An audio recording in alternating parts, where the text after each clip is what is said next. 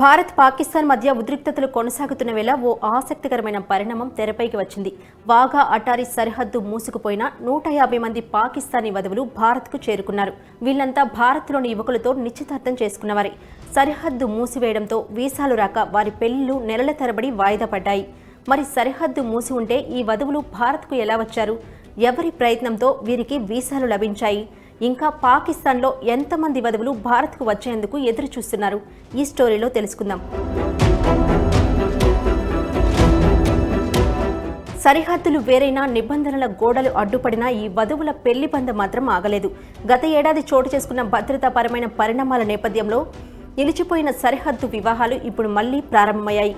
కేంద్ర హోంశాఖ ప్రత్యేకంగా వీసాలు మంజూరు చేయడంతో దాదాపు 150 మంది పాకిస్తానీ వధువులు తమ కుటుంబ సభ్యులతో కలిసి భారత్లో అడుగుపెట్టారు. దీంతో ఇరు దేశాల్లోని బంధుమిత్రుల ఇళ్లలో మళ్లీ పెళ్లి సందడి మొదలైంది.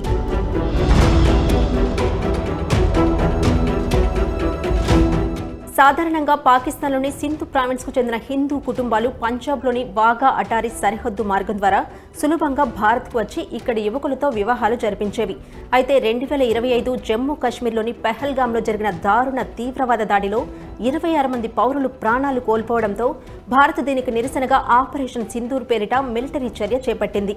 ఈ పరిణామాల తర్వాత భద్రతా కారణ దృష్ట్యా అటారీ సరిహద్దు మార్గాన్ని పూర్తిగా మూసివేసి వీసాలను రద్దు చేయడంతో ఎంతో మంది వధూవరుల నిశ్చితార్థాలు పూర్తయినా పెళ్లిళ్లు ఆగిపోయాయి. సరిహద్దు మార్గాలు మూతపడటంతో భారత్ యువకులను పెళ్లి చేసుకోవాల్సిన పాకిస్తానీ వధువుల కుటుంబాలు పరిష్కారం కోసం పాకిస్తాన్లోని ఘోట్కీలో ఉన్న ప్రముఖ సెదానీ దర్బార్ పీఠాధిపతి సంత్ యుధిష్ఠిర్ లాల్ సెదానీని ఆశ్రయించారు.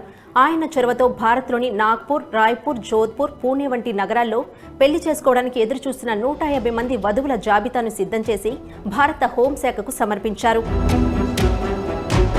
వధువులు వారి కుటుంబ సభ్యులు భారత్కి రావడానికి వీసాలు మంజూరు చేయాలని కోరుతూ చేసిన విజ్ఞప్తిని హోంశాఖ పరిశీలించింది. అయితే అటారీ వాఘా సరిహద్దు మార్గం మూసి ఉండటంతో రోడ్డు మార్గంలో కాకుండా విమానంలోనే భారత్కు రావాలని షరతు విధించింది. దీంతో వధువులు వారి కుటుంబ సభ్యులు భారత్కు చేరుకోవడం ప్రారంభించారు. ఈ ఏడాది ఏప్రిల్ నుంచి దుబాయ్, ఒమన్, శ్రీలంక, బంగ్లాదేశ్ వంటి దేశాల మీదుగా ట్రాన్సిట్ మార్గాల్లో ప్రయాణించి ఈ వధువులు భారత్కు చేరుకున్నారు. ఇలా ఇప్పటి వరకు దాదాపు 150 మంది వధువులు వారి కుటుంబ సభ్యులు భారత్కు వచ్చినట్లు సింధీ కమ్యూనిటీ ప్రతినిధులు తెలిపారు. వీరిలో నాగ్పూర్కు చెందిన 15 మంది వధువులు కూడా ఉన్నారు. నెలల తరబడి ఎదురు చూసిన తర్వాత తమకు కాబోయే భార్యలు సురక్షితంగా భారత్కు చేరుకోవడంతో వరుల కుటుంబాల్లో ఆనందం వెల్లివిరిసింది. నాగ్పూర్లోనే 15 వివాహాలు జరగనున్నాయి. మిగిలిన వధువులు రాయ్పూర్, జోధ్పూర్, పూణే సహా వివిధ నగరాలకు చేరుకుని త్వరలోనే వివాహ బంధంలోకి అడుగుపెట్టనున్నారు. ఈ కథ ఇంకా పూర్తి కాలేదు. పాకిస్తాన్లో ఇంకా దాదాపు 300 మంది మహిళలు భారత్లోని తమకు కాబోయే భర్తలను పెళ్లాడేందుకు వీసాల కోసం ఎదురు చూస్తున్నారని భారత్లోని సింధీ కమ్యూనిటీ ప్రతినిధులు చెబుతున్నారు. వీరికి కూడా త్వరలో వీసాలు మంజూరు చేసి భారత్కు వచ్చే అవకాశం కల్పించాలని వారు కేంద్ర ప్రభుత్వాన్ని కోరుతున్నారు. ఒకవైపు దేశాల మధ్య ఉద్రిక్తతలు, మరోవైపు జీవితాంతం కలిసి ఉండాలని నిర్ణయించుకున్న కుటుంబాలు. సరిహద్దులు మూసుకుపోయాయి, ప్రయాణ మార్గాలు మారిపోయాయి.